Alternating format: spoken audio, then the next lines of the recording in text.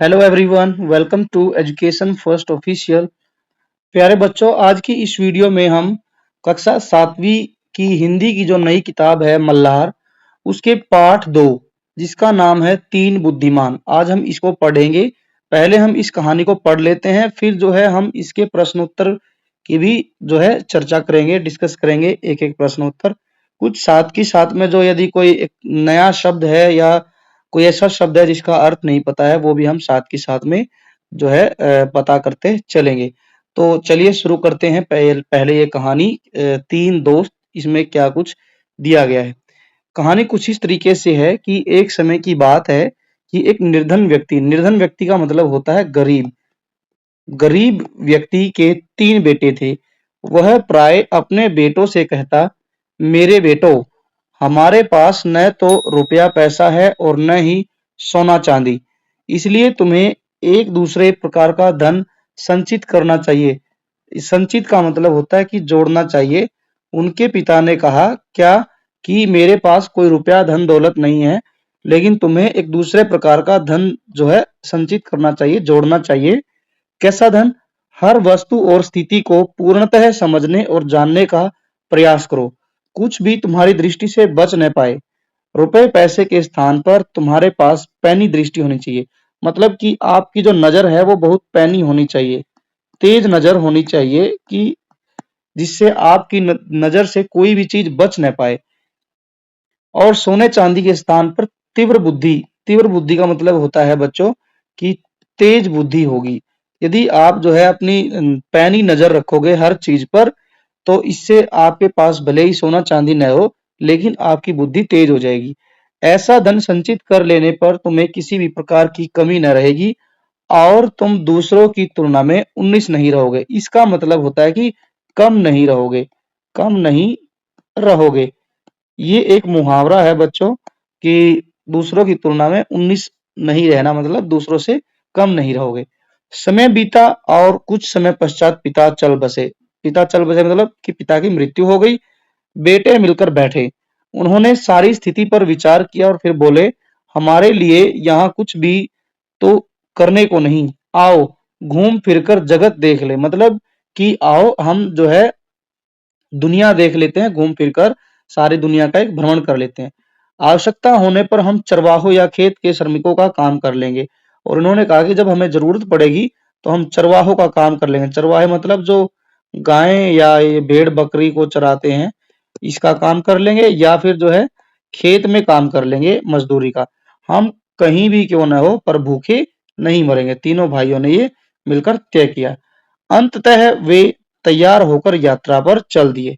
उन्होंने सुनसान वीरान घाटियां लांघी और ऊंचे ऊंचे पहाड़ों को पार किया। इस तरह वे लगातार 40 दिनों तक चलते रहे। कंटिन्यू वे अपनी यात्रा को चलते रहे। वो सुनसान वीरान पहाड़ियों को, घाटियों को पार करते रहे। उनके पास जितना खाने पीने का सामान था अब तक तो समाप्त हो गया था। वे थक कर चूर हो गए थे। थक कर चूर होना मतलब बुरी तरह थक गए थे और उनके पैरों में छाले पड़ गए थे। किंतु सड़क थी कि समाप्त होने को ही नहीं आ रही थी। वे आराम करने के लिए रुके, पुनः आगे चल दिए। पुनः आगे चल दिए का मतलब होता है कि पहले उन्होंने थोड़ी देर आराम किया, फिर वे आगे अपने रास्ते पर चल दिए। अंत में उन्हें सामने वृक्ष और मकान दिखाई दिए। वे बड़े नगर के पास पहुंच गए थे। वो घर से निकले थे। बहुत लंबी दूरी तय करने के बाद अंत में उनको एक जो है कुछ वृक्ष दिखाई दिए और कुछ मकान दिखाई दिए। इससे उनको अंदाजा हो गया कि वे किसी एक बड़े जो है नगर मतलब शहर के पास पहुंच गए हैं। जैसा कि आप देख पाएंगे ये तीनों भाई हैं और ये एक नगर सामने दिखाई दे रहा है इनको, तो ये अब इस नगर की तरफ जाएंगे। अब आगे बढ़ते हैं, कहानी में क्या जो है ट्विस्ट आता है देखते हैं। तीनों भाई बहुत प्रसन्न हुए, खुश हुए और शीघ्रता से पग बढ़ाने लगे। पग का मतलब होता है कदम, कि तीनों भाई जो है धीरे जो है जल्दी जल्दी अपने कदम बढ़ाने लगे उस शहर की तरफ। जब वे नगर के बिल्कुल निकट पहुंच गए तो सबसे बड़ा भाई अचानक रुका। उसने धरती पर दृष्टि डाली। दृष्टि का मतलब होता है नजर, ये पहले भी बता दिया मैंने। दृष्टि का मतलब है नजर डाली और बोला, थोड़ी ही देर पहले यहाँ से एक बहुत बड़ा ऊंट गया है। वे थोड़ा और आगे गए तो मंझला भाई, मंझला भाई होता है जो बीच वाला भाई होता है, मंझले भाई को बोलते हैं। बीच का जो उनका लड़का मतलब भाई था उसको मंझला भाई बोला गया है, छोटा भाई। और सड़क के दोनों ओर देखकर बोला, संभवतः वह ऊंट एक आंख से नहीं देख पाता हो। वे कुछ और आगे गए तो सबसे छोटे भाई ने कहा, ऊंट पर एक महिला और एक बच्चा भी सवार थे। बिल्कुल सही, दोनों बड़े भाइयों ने कहा, और वे तीनों आगे बढ़ चले। कुछ समय पश्चात एक घुड़सवार उनके पास से निकला। घुड़सवार, जैसा कि आप चित्र में देख पाएंगे, ये तीनों भाई यहाँ पर दिखाए गए हैं, और जो है एक घुड़सवार यहाँ पर आ गया है अभी। सबसे बड़े भाई ने उसकी ओर देखकर पूछा, जो बड़ा भाई था उसने, ये जैसे बड़ा भाई है, इसने देखकर पूछा, घुड़सवार, तुम किसी खोई हुई वस्तु को ढूंढ रहे हो न? घुड़सवार ने घोड़ा रोककर उत्तर दिया, हाँ। तुम्हारा ऊंट खो गया है न? सबसे बड़े भाई ने पूछा। हाँ, बहुत बड़ा सा। फिर घुड़सवार ने कहा, हाँ, वह एक आंख से नहीं देख पाता है न? मंझले भाई ने पूछा, बीच वाले भाई ने पूछा घुड़सवार से, कि तुम्हारा ऊंट जो है एक आंख से देख भी नहीं पाता है। घुड़सवार ने कहा, हाँ, एक छोटे से बच्चे के साथ उस पर एक महिला भी सवार थी न? सबसे छोटे भाई ने सवाल पूछा। घुड़सवार ने तीनों भाइयों को शंका की दृष्टि से मतलब उसको डाउट हो गया, उसको इन तीनों पर डाउट हो गया, उसको लगा कि शायद इन्होंने ही मेरे ऊंट की चोरी की है। आह, तो तुम्हारे पास है मेरा ऊंट, तुरंत बताओ, तुमने उसका क्या किया? हमने तुम्हारे ऊंट का मुंह तक नहीं देखा, भाइयों ने उत्तर दिया। तो तुम्हें उसके बारे में सभी बातें कैसे पता चली? ये प्रश्न पूछा घुड़सवार ने। घुड़सवार ने कहा कि जब तुम्हें पता ही नहीं और तुमने देखा ही नहीं, तो फिर भी आपको इतनी बातें कैसे पता चल गई? अब तीनों भाई क्या कहते हैं? क्योंकि हम अपनी आंखों और बुद्धि से काम लेना जानते हैं, भाइयों ने उत्तर दिया। शीघ्रता से उस दिशा में अपना घोड़ा दौड़ाओ, वहां तुम्हारा ऊंट मिल जाएगा। नहीं, ऊंट के स्वामी ने उत्तर दिया, मैं उस दिशा में नहीं जाऊंगा। दिशा मतलब कि मैं, आपने जो डायरेक्शन बताई है, मैं उसमें नहीं जाऊंगा। मेरा ऊंट तुम्हारे पास है और तुम्हें ही मुझे लौटाना पड़ेगा। हमने तो तुम्हारा ऊंट को देखा तक नहीं। भाइयों ने चिंतित चिंतित मतलब कि वो तीनों भाई जो है टेंशन में आ गए, और उन्होंने कहा कि हमने तो तुम्हारे ऊंट को देखा ही नहीं, तो हम कैसे आपका ऊंट चोरी कर सकते हैं? लेकिन घुड़सवार उनकी एक भी सुनने को तैयार नहीं था। उसने अपनी तलवार निकाल ली और उसे जोर से घुमाते हुए तीनों भाइयों को अपने आगे आगे चलने का आदेश दिया।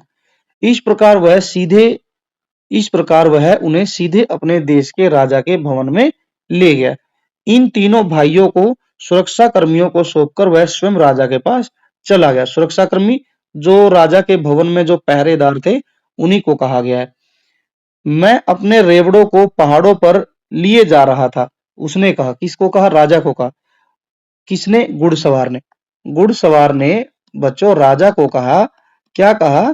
कि मैं अपने रेवड़, रेवड़ का मतलब होता है कि भेड़ बकरियों को, भेड़ बकरियों के ग्रुप को बोलते हैं रेवड़। भेड़ बकरी भी हो सकती है, उसमें ऊंट भी हो सकते हैं। तो जो है घुड़सवार ने कहा राजा से कि मैं अपने रेवड़ को पहाड़ों के लिए लेके जा रहा था, उसने और मेरी पत्नी मेरे छोटे बेटे के साथ एक बड़े से ऊंट पर मेरे पीछे पीछे आ रही थी। किसी कारण उनका ऊंट पीछे रह गया और वे रास्ता भटक गए।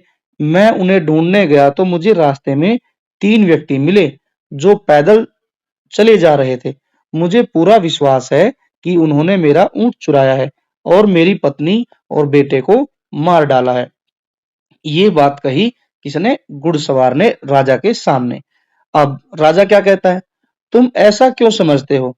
जब वह व्यक्ति अपनी बात कह चुका तो राजा ने पूछा, इसलिए कि मैंने उन लोगों से इस संबंध में एक भी शब्द नहीं कहा, और फिर भी उन्होंने मुझे यह बता दिया कि ऊंट बहुत बड़ा था, एक आंख से देख नहीं पाता था, और उस पर एक महिला बच्चे के साथ सवार थी। ये बात कही घुड़सवार ने अपनी बात की सफाई देते हुए राजा के सामने। अब राजा क्या कहेगा? राजा ने थोड़ी देर सोच विचार किया और फिर बोला, जैसा कि तुम कहते हो, तुम्हारे बताए बिना तुम्हारे ऊंट के विषय में उन्होंने सभी कुछ इतनी अच्छी तरह से बताया है, तो अवश्य उन्होंने उसे चुराया होगा। जाओ, उन चोरों को यहां लाओ। अब क्या होगा? ऊंट का स्वामी बाहर गया और तीनों भाइयों को साथ लेकर झटपट अंदर आया। चोरों, तुरंत बताओ, राजा उन्हें धमकाते हुए बोला। तुरंत उत्तर दो, तुमने इस आदमी का ऊंट कहाँ छिपाया है? हम चोर नहीं हैं, हमने इसका ऊंट कभी नहीं देखा, भाइयों ने उत्तर दिया। तब राजा बोला, इस व्यक्ति के कुछ भी बताए बिना तुम्हें ऊंट के विषय में सब कुछ बिल्कुल सही बता दिया। अब तुम यह कहने का कैसे साहस करते हो कि तुमने ऊंट नहीं चुराया? अब तीनों भाई मिलकर क्या कहेंगे? महाराज, इसमें तो कोई आश्चर्य की बात नहीं, भाइयों ने उत्तर दिया। बचपन से ही हमें ऐसी आदत पड़ गई है कि हम कुछ भी अपनी दृष्टि से नहीं चूकने देते। मतलब क्या है बच्चों इसका? कि वो कह रहे हैं तीनों भाई कि महाराज, हम जब से छोटे से थे तब से ही हमें ये आदत है कि हम हर चीज को बड़ी बारीकी से देखते हैं और बारीकी से देखने के बाद हम उस पर दिमाग लगाते हैं और फिर किसी निर्णय पर पहुंचते हैं, डिसीजन पर पहुंचते हैं। हमने अपने परिवेश को क्या किया है? परिवेश को पैनी दृष्टि से देखने और बुद्धि से सोचने के प्रयास में बहुत समय लगाया है, इसलिए ऊंट को देखे बिना ही हमने बता दिया कि वह कैसा है।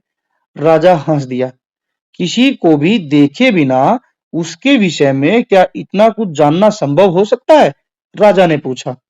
हाँ, संभव है, तीनों भाइयों ने उत्तर दिया।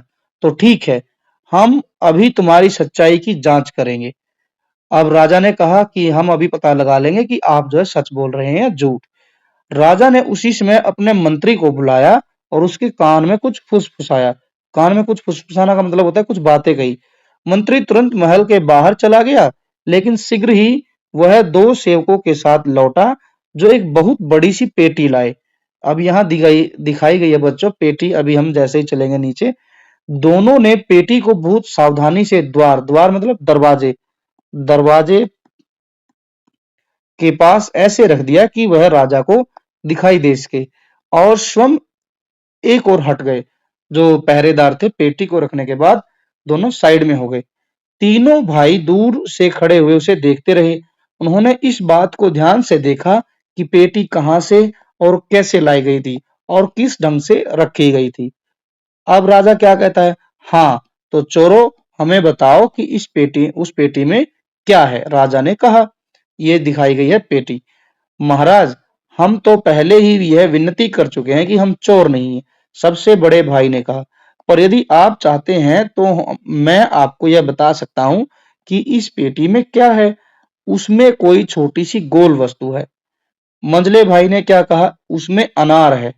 और छोटे भाई ने क्या कहा?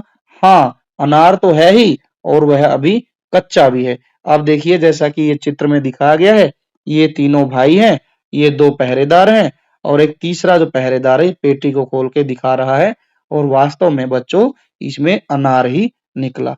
अब देखते हैं कि क्या प्रश्न होते हैं राजा और इन तीनों भाइयों के बीच में। यह सुनकर राजा ने पेटी को पास लाने का आदेश दिया। सेवकों ने तुरंत आदेश पूरा किया। राजा ने सेवकों से पेटी खोलने के लिए कहा। पेटी खुल जाने पर उसने उसमें झांका। जब उसे उसमें कच्चा अनार दिखाई दिया तो उसके आश्चर्य की कोई सीमा नहीं रही। किसके आश्चर्य की सीमा नहीं रही? सेवक जिसने पेटी खोली थी। राजा भी क्या हुआ? हैरान हुआ। आश्चर्यचकित राजा ने अनार निकालकर वहां उपस्थित सभी लोगों को दिखाया। तब उसने ऊंट के मालिक से कहा, इन लोगों ने यह स्पष्ट कर दिया कि ये चोर नहीं है। ये बात कही राजा ने। वास्तव में ये बहुत ही बुद्धिमान लोग हैं और तुम इनके बताए रास्ते पर जाकर अपने ऊंट को खोजो। ये राजा ने कही जो ऊंट का मालिक था। राजा के महल में उस समय उपस्थित सभी लोगों के आश्चर्य का कोई ठिकाना नहीं था। मतलब सभी के सभी लोग जितने दरबार में थे वे सब हैरान हो गए, किंतु सबसे बढ़कर तो स्वयं राजा ही हैरान था, चकित था। उसने सभी तरह के अच्छे और स्वादिष्ट भोजन मंगवाए और लगा इन भाइयों की आवभगत करने। आवभगत का मतलब होता है कि उनका सत्कार करने लगा। तीनों भाइयों का सत्कार करने लगा, उनके लिए अच्छे अच्छे भोजन और जो है पकवान मंगाए। फिर क्या कहता है राजा? तुम लोग बिल्कुल निर्दोष हो और जहां भी जाना चाहो जा सकते हो, किंतु जाने से पहले तुम मेरी सारी बात स्वीकार के साथ मतलब विस्तार के साथ बताओ। तुम्हें यह कैसे पता चला कि उस व्यक्ति का ऊंट खो गया है और तुमने यह कैसे जाना कि ऊंट कैसा था? अब तीनों भाई एक-एक करके अपने प्रश्न की सफाई क्या देंगे। सबसे बड़े भाई ने कहा, धूल पर उसके पैरों के चिन्हों से मुझे पता चला कि कोई बहुत बड़ा ऊंट वहां से गया है। जब मैंने अपने पास से जाने वाले घुड़सवार को अपने चारों ओर नजर दौड़ाते देखा तो उसी समय मेरी समझ में यह बात आ गई थी, वह क्या खोज रहा है। राजा ने कहा, बहुत अच्छा। अच्छा, अब यह बताओ कि तुम में से किसने इस घुड़सवार को यह बताया कि ऊंट एक आंख से देख पाता है। सड़क उसका तो सड़क पर निशान नहीं रहा होगा। मैंने इस बात का अनुमान लगाया कि सड़क के दाईं ओर की घास ऊंट ने चरी थी, मगर बाईं ओर की घास ज्यों की त्यों थी। मंझले भाई ने उत्तर दिया कि महाराज, जो ऊंट था उसने जो है लेफ्ट साइड की घास सारी की सारी खा रखी थी, मगर राइट साइड की जो घास थी वो सारी की सारी ऐसे के ऐसे खड़ी थी। तो इससे मुझे उम्मीद हो गई, मतलब कि अनुमान लगाया कि ऊंट जरूर एक साइड ही देख पाता था।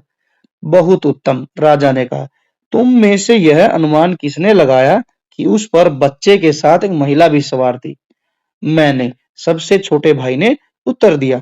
मैंने देखा कि एक स्थान पर ऊंट के घुटने टेक कर बैठने के चिन्ह बने हुए थे।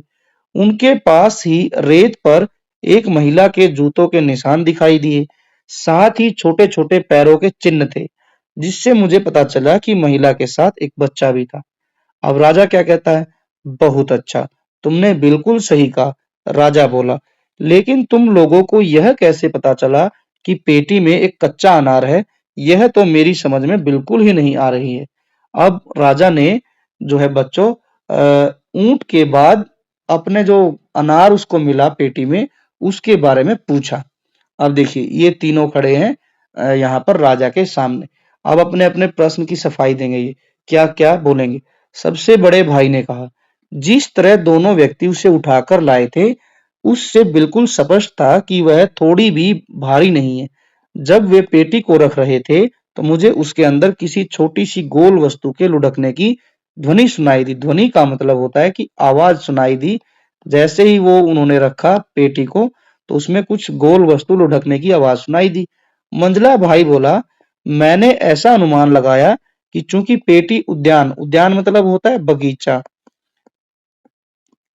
मंझले भाई ने कहा कि जो चूंकि पेटी जो है बगीचे की ओर से लाई गई है और उसमें कोई छोटी सी गोल वस्तु है, तो अवश्य ही यह अनार होगा। कारण कि आपके महल के आसपास अनार के बहुत से पेड़ लगे हुए हैं। अब राजा ने कहा, बहुत अच्छा। राजा ने कहा, उसने सबसे छोटे भाई से पूछा, लेकिन तुमने यह कैसे पता लगाया कि अनार अभी कच्चा है? छोटे भाई ने क्या कहा, इस समय तक उद्यान में सभी अनार कच्चे हैं, यह तो आप स्वयं ही देख सकते हैं। उसने उत्तर दिया और खुली हुई खिड़की की ओर संकेत किया। राजा ने बाहर देखा तो पाया कि उद्यान बगीचे में लगे अनार के सभी वृक्षों पर कच्चे अनार लटक रहे थे। राजा ने इन भाइयों की असाधारण पैनी दृष्टि और तीक्ष्ण बुद्धि से चकित रह गया। तीक्ष्ण का मतलब होता है बच्चों बहुत तेज, बहुत तेज। तीक्ष्ण का मतलब होता है बहुत तेज, और असाधारण पैनी दृष्टि का मतलब होता है कि बहुत तेज नजर, बहुत तेज नजर है उनके पास चीजों को परखने की। राजा इन तीनों भाइयों की जो है असाधारण जो है तेज नजर और तेज बुद्धि से हैरान रह गया। अब क्या होता है, धन संपत्ति या सांसारिक वस्तुओं की दृष्टि से तो तुम धनवान नहीं हो, लेकिन तुम्हारे पास बुद्धि का बहुत बड़ा कोष है। कोष मतलब खजाना है। राजा समझा रहे तीनों भाइयों को कि सांसारिक दृष्टि से तो तुम्हारे पास कोई धन दौलत नहीं है, लेकिन जो तुम्हारे पास तेज बुद्धि है वही सबसे बड़ा खजाना है। उसने प्रशंसा करते हुए कहा और उन्हें अपने दरबार में रख लिया। राजा ने तीनों भाइयों की प्रशंसा की, बड़ाई की कि आपके पास एक बहुत ही तेज बुद्धि का खजाना है, और भी कई तरीके से उनकी बड़ाई की और बाद में उनको अपने दरबार में रख लिया। तो बच्चों, ये था हमारा पाठ, ये कहानी। आई होप कि आप सभी को ये अच्छी लगी। होगी। यदि आपको अच्छी लगी है तो वीडियो को लाइक करें।